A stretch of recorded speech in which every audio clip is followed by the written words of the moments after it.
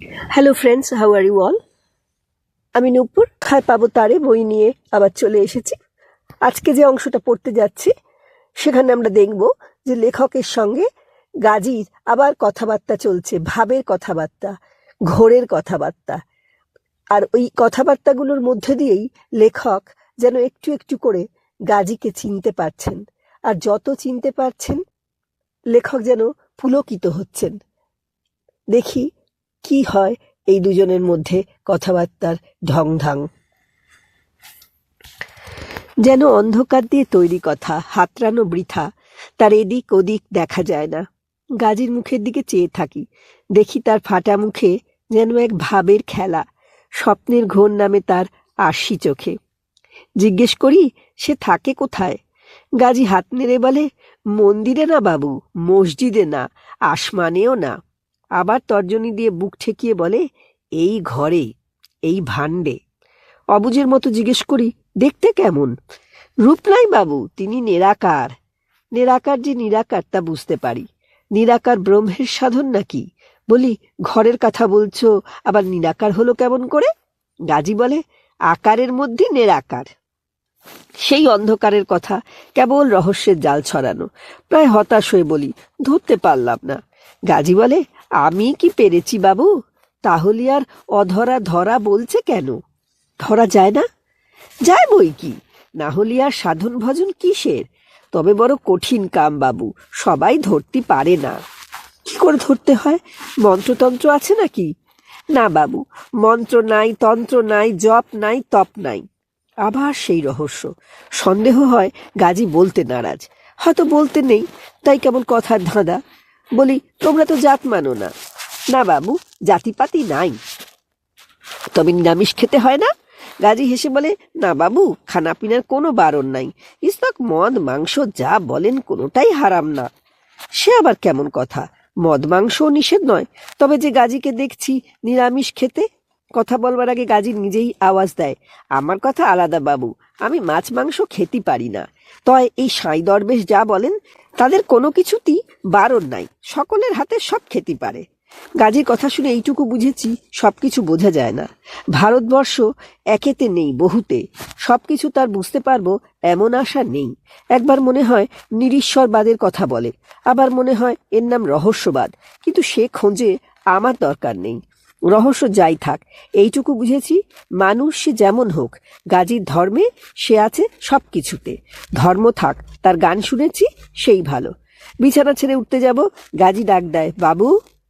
আমার মুখ থেকে সে চোখ সরায়নি, ডাক দেয় যেন স্বপ্নের ঘোরে। গাঙের জলে রোদের মতো গোটা মুখটা চিকচিক করে। তার দিকে তাকাই, বলে, বলেন তো বাবু, সংসারে সবার বড় কে? তার কাছে হয়তো সেই রসের মানুষ যার নাম মনের মানুষ, তাই জবাব না দিয়ে চুপ করে থাকি। গাজী নিজেই বলে, মানুষ, সবার বড় মানুষ, না কি বলেন বাবু? তয় সেই মানুষের দুই ভাগ, নর আর নারী, মরদ আর আওরাত, ঠিক তো? মানুষ দেখে মানুষ যার স্বাদ মেটেনি, সে না বলে কেমন করে? এমন অহংকার কবে করতে পেরেছি? মানুষ বাদ দিয়ে জীবনযাপন চলে, নিজেকে বাদ দিয়ে আর সব ধরি কেমন করে? কিন্তু গাজী আমার জবাব চায় না, সে নিজের কথা নিজের ঢঙে বলে, তা জানবেন বাবু, এনাদের এই দুজন ছাড়া কোনো কিছু মিলে না। ওই যে সেই অধর মানুষের কথা, তা একলা ধরা যায় না। সংসার করতে হলি যেমন মিয়া বিবি ছাড়া হয় না, মনের মানুষ পেতি হলি তেমন দুজনার যোগ চাই, বুঝলেন? এবার ভুরু কুঁচকে নজরে পুচ করি, কোন দিকে নিয়ে যায় গাজী? কি কথা বলতে চায়? যেন বহুদূরে শুনি এক পায়ের শব্দ, যে শব্দ আমার প্রত্যক্ষের অভিজ্ঞতা নেই, শুধু তার কথা শুনেছি। সে কথা এক সাধন পদ্ধতির। গাজী বলে, বাবু, আসল কথা হলো সংসারে মিয়া বিবি, আর এখানে পুরুষ পিকিতি, বুঝলেন তো? পিকিতি যে প্রকৃতি সেটা বুঝতে পেরেছি, অধর ধরা সাধন যে কি তাও আবার কিছু অনুমান হয়। গাজী আবার বলে, আর মিয়া বিবি শোঁতে চলে, পুরুষ পিকিতি উজানে চলে।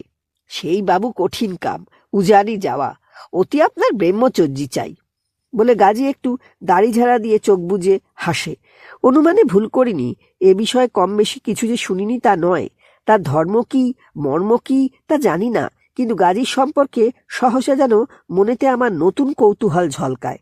গতকাল সকাল থেকে সেই যে অধর মাঝিকে ডাক দিয়ে নৌকায় উঠেছিল, তারপরে আর ছাড়াছাড়ি হয়নি। শুধু এইটুকু জেনেছি বসিরহাট শহরের ধারে কোথায় যেন তার বাস। ঝোলা কাঁধে করে কেবল নামের মজুরি করে বেড়ায়। এবার কথা শুনে গাজীকে যেন আমার একটু কেমন লাগে। জিজ্ঞেস করি, তোমারও পিকিতি আছে নাকি? গাজী যেন হঠাৎ চমক খায়, অবাক হয়। তারপর দেখো, এই যে হাহা করে হাসি শুরু করে, তার শেষ হতে চায় না। কি ব্যাপার, মাতাল নাকি হে? চড়া হাসিও যেন ঘোরের হাসি। বেশ কিছুক্ষণ বাদে হাসি যদি বা থামে, এবার গাজীর মুখখানি দেখো। এই যেন সেই গাজী নয়, এ যেন ছোকরা ডাগরা, শরমে মোচড় দেয় শরীর, মুখ নিচু করে, বলে, তা বাবু ওই যা বলেন, একজন আছে। বটে, অমন রং ফেরানো দেখেই বোঝা গিয়েছিল পিকিতি একজন আছেন, কিন্তু তাতে সাধকের এমন গৃহী জোয়ানের মতো লাজে লাজানো ভাব কেন? জিজ্ঞেস করি, বিয়ে করেছিলে বুঝি? গাজী তাড়াতাড়ি জিভ কেটে বলে, তোবা তোবা, গাজী দরবেশের আবার বিয়ে কি বাবু? এ সংসারে কে বা কার স্বামী, কে বা কার স্ত্রী। তা তো বটে, সব পুরুষ আর প্রকৃতি, কিন্তু পিকিতিটি আসেন কোথা থেকে? তাকে কি মুর্শেদ পাঠিয়ে দেয়? জিজ্ঞেস করতে হয় না, গাজী নিজেই জবাব দেয়, এসব কিছু ছিল না বাবু, সময় হলি সবেরই খোঁজ পড়ে। তা সময় টময়ের কথা কখনো ভাবি নাই। ঝোলা নিয়ে একা একাই বেড়াতাম। এই ধরেন 10-11 বছর আগে হারোয়ার মেলায় যেই এক কাণ্ড হলো। হারোয়ার মেলা জানেন তো বাবু? ঘাড় নেড়ে জানাই, না জানি না। গাজী চোখ বড় করে বলে, সে এক পেকান্ন মেলা হয় বাবু। প্রতি বছর ফাল্গুন মাসের 12 তারিখে পীর গোরা চাঁদের মেলা হয়।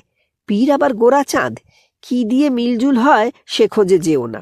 পীরের দরগায় গিয়ে হিন্দু সিন্নি দেয়, মুসলমানে গোরা ভজে। কার্যকারণ জটিল ভেদ করতে যেও না। নাম কি হে? আগে দুলাল আলী, ঠাকুর নয়, মানুষের নাম। দুলাল পাবে, আলীও পাবে। জিজ্ঞেস করি, তিনি কে? গাজী বলে, মস্ত এক সাধক ছিলেন বাবু, ওখানে উনি দেহরক্ষা করিছেন। হিন্দু মুসলমান সব ওঁর ভক্ত। তা ওই প্রীতি ফাল্গুনের 12 তারিখে ওঁর দরগায় মেলা হয়। হারোয়ার হাটের নাম শুনেছেন বাবু? ঘাড় নেড়ে জানাতে হয়, শুনিনি। গাজী বলে, সে এক প্রকাণ্ড হাট বাবু, বিদ্যেধরী গাঙের ধারে। বেড়া চাঁপা থেকে যেতে হয় দক্ষিণে। যদি কোনোদিন যান বাবু, দেখতে পাবেন। গেলে দেখতে পাবো সে বিষয়ে সন্দেহ নেই। বিশেষ গাজী যেরকম সবই প্রকাণ্ড বলছে, প্রায় ব্রহ্মাণ্ডের মতোই মনে হচ্ছে। দেখতে স্বাদ হয় বই কি। গাজী কয়েক মুহূর্ত চৌকাটে নখ দিয়ে দাগ কাটে, তারপর বলে, তা সে 11 বছর আগের কথা বলছি বাবু। সে বছরই ইনি দেখা দিলেন হারোয়ার মেলায়। জিজ্ঞেস করি, কে? প্রকৃতি? গাজী কয়েকবার ঘাড় নেড়ে জানায়, হ্যাঁ, যদিও লজ্জার ভাবটি ঘুচতে চায় না কিছুতেই। আমার তখন কিস্সার কৌতূহল, না জিজ্ঞেস করে পারি না, কি করে?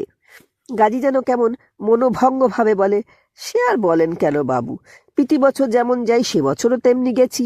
তা সকালের দিকে যেই দরগার লুটের বাতাসা খান কয়েক জোগাড় করি, একটু বেড়াই নিলাম। তারপর ভাবলাম কি যে কম নেয়ার ঘুরি বেড়াবো, এক জায়গায় বসে একটু গান করি। 2-4 পয়সা যা পাই, না হয় চাল ডাল সন্ধ্যেবেলা সেবা করা যাবে। তা যাবো আর কম নে। দরগার উঠোনের এক পাশে বসে ডুবকি ধরলাম। গাজীর বয়ান এইরকম। উঠোনে এক বট গাছের ছায়া সে ভব্যি হয়ে বসে গান ধরেছিল, ডুবকি আর ঘুঙুরের তাল ছিল। তার ধারণা লোকজনের ভালো লেগেছিল, তাই পয়সা চাল ডাল মন্দ পায়নি। সে যেখানে বসেছিল তার কাছেই একটা নাকি দল বসেছিল। দেখে মনে হয়েছিল ন্যাড়া নেড়ি ভাবের কোনো দল। দলের তো অভাব নেই, যদি জানতে চাও তবে গাজী তোমাকে শত নাম শুনিয়ে দিতে পারে। যাই হোক, সেই দলের কেউ কাছে বসে তার গান শুনেছিল। সেই দলেই ছিল এক মেয়ে, তার বয়স প্রায় 25-30 হবে। গায়ে পাট ছাড়া গেরুয়া, কপালে রসকলি, আতেলা চুল ছড়ানো। বুঝলেন বাবু, দেখি মনে হলো গাজীর গান তারই সব থেকে ভালো লেগেছে। তাই সে তো আর কাজ ছাড়া হয় না। লজ্জার মাথাকে গাজী আর কি বলবে। যতবার চোখ তোলে দেখে সেই বোষ্টমী, আর চোখ ফেরায় না। আবার নাকি চোখ ঘুরিয়ে হেসে বলে, বাবাজির গান শুনে যে মরণ ধরে গো। কিন্তু তা বলে সেসব কি আর দলের লোকের ভালো লাগে? তাদের মুখ ভার, রাগ ভাব। বোষ্টমী সেদিকে খেয়াল নেই, যত শোনে তত শুনতে চায়। গাজী এবার করে কি, গান নিয়ে কথা, শুনতে চাইলে না শুনিয়ে কি পারা যায়? না কি বলেন বাবু? তারপর সে বোষ্টমীর পাগলামি দেখো। দলের সবাই যখন খিচুড়ি অন্ন খেতে বসেছে, সে তখন কলা পাতা ভরে গাজীকে খেতে দিলে। গাজীর তো ভারী লজ্জা লজ্জা করতে লাগলো, কিন্তু ওরকম করে দিলে না খেয়ে কি পারা যায়? আর গাজীর কি বা যায় আসে? আজ মৌত কাল ফৌত। পরদিন ভোরবেলায় তো সে চলে যাবে, তখন এসব কোথায় থাকবে? সে পরিতোষ করেই খেয়েছিল। তবে হ্যাঁ, একটা কথা বলতে হবে, মানুষটার মন ভালো, প্রাণখানিও বেশ তাজা, মেজাজ একটু ঝাঁঝালো। এ সময় একবার না জিজ্ঞেস করে পারলাম না, আর দেখতে? গাজীর আবার সেই হাসি, যে হাসি শেষ হতে চায় না। বলে, বাবুর যে কথা, তা বাবু কালোর ওপরই খারাপ বলতে পারবো না। সমস্ত মেয়ে ছেলে ছাওয়াল পাওয়াল হয় নাই, বেশ শক্তপোক্ত ডাঁটো সাঁটোটি ছিল। রংটা একটু কালো, তা বাবু তাতে একটু ছিঁড়ি ছিল। ওই রকম কালো মুখেই রসকলি বড় মানায়। তা বলে বাবু যেন মনে না করে গাজী সেদিকে কোনো ধ্যান ছিল। এদিকে যত সন্ধ্যা ঘনায় ভিড় তত বাড়ে। সারা রাত্রের মেলা তো, রাত্রে কত কবি গান, ঢপ যাত্রা, তার সঙ্গে ম্যাজিক, সার্কেস, রাজ্যের ফুর্তি। তাতে আর গাজীর কি করার আছে? তবে একটু ঘুরে ফিরে দেখতে ইচ্ছে করে। গাজী ভাবলো, যাই একটু হাত মুখ ধুয়ে দু এক দণ্ড নদীর ধারে বসি গিয়ে, তারপর ঘোরা যাবে। নদীর জল তো মুখে দেবার উপায় নেই, নোনা জল। দরগার পাশেই চাপা কল। গাজী সেখানে হাত মুখ ধুয়ে নদীর ধারে যাবার আগে সেই দলের সামনে গিয়ে দাঁড়ালো। যদি তাকে দেখা যায়। এত গান শুনলো, খুশি হয়ে পেট ভরে খাওয়ালো, আবার দেখা হয় কি না হয়, একটু দেখা করে তো যাওয়া উচিত। কিন্তু দলের কোথাও তাকে দেখা গেল না। গাজী তাই আস্তে আস্তে বিদ্যেধরীর ধারে গেল। মেলায় লোকজন, নিরিবিলি খোঁজবার জন্যে হাঁটতে হাঁটতে একটু ফাঁকায় গিয়ে বসল। আকাশে সে সময় চাঁদ, তবে বড় নয়, জ্যোৎস্না একটু ফিকে। নদীর মাঝখানে এক চড়া, তাতে গোমা কেওড়ার জঙ্গল। গাজী সেদিকে চেয়ে বসে আছে।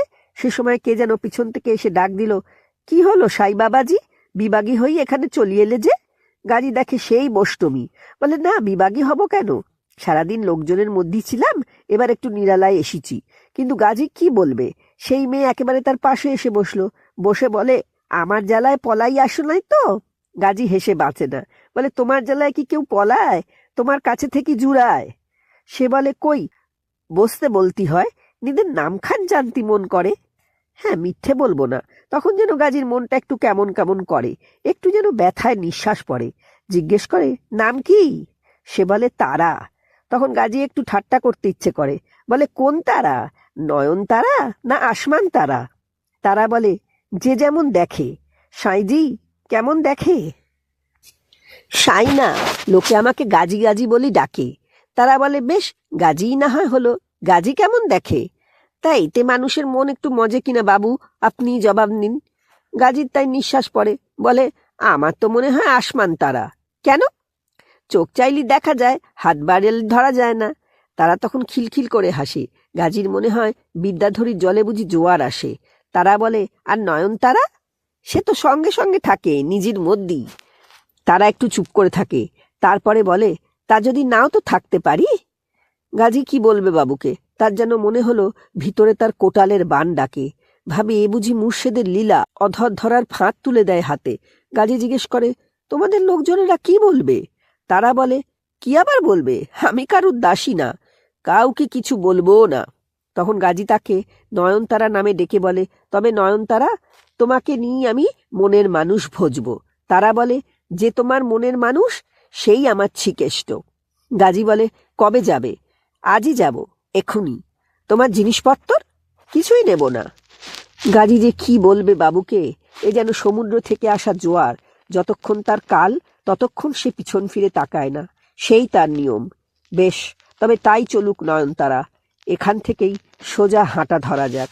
এই পর্যন্ত বলে গাজী চুপ করে, আর ভুরু কুঁচকে ঠোঁট টিপে আমি ভাবি, বাহ, গাজী, এর নাম প্রকৃতি প্রাপ্তি। গলায় আমার ঠেক লেগে যায়, খানিকক্ষণ কথা বলতে পারি না। মনে মনে বাহবা দিয়ে কেবল গাজীটার দিকে চেয়েই থাকি। আর গাজীটার দেখো, মুখ তোলবার নাম নেই। ময়লা কালো কালো নখে ঘষে ঘষে চৌকাঠ শুদ্ধ না খুঁড়ে ছাড়ে। আমার কানে তখনও বাজতে থাকে, সাগরের বান বাবু, জোয়ার এসে যতক্ষণ চলতি থাকে ততক্ষণ আর ফিরি চায় না। সেই তার নিয়ম, বুঝলেন তো? তার নয়নতারার তখন সেই হাল। মিছা বলবো না বাবু, গাজীরও তাই। ভাবলাম, কি বলে যে, তবে তাই চলুক নয়নতারা। ভাবো, এরপরে বাহবা না দিয়ে তুমি করো কি? এ বিয়ে না, শাদিও না, তাতেও তো আবার তোবা তোবা। সংসারে কে কার স্বামী, কে কার স্ত্রী। তবে ওই কথাটিও ভুল, সবই পুরুষ প্রকৃতি নয়। যার ভজন সাধন তিনিই সব। তার কাছে আবার স্বামী স্ত্রীর পরিচয় কি? এই হলো মোদ্দা কথা। তা হতে পারে, কিন্তু এটাকে কি বলে? আমরা তো আর সাধক নই। একে কি হরণ বলে? তাও হয়তো তোবা তোবা। প্রকৃতি হরণ এমন কি হতে পারে? এ কি তোমার বীর্যবানের বীরভোগ্যা বসুন্ধরা? অতএব এর নাম বিয়ে না, শাদী না, হরণ না, ভোগ না। এর নাম প্রকৃতি প্রাপ্তি, মুর্শেদের মিলিয়ে দেওয়া। জয় মুর্শেদ, জয় মুর্শেদ। ঘর করা তো নয়, মনের মানুষের ভজন।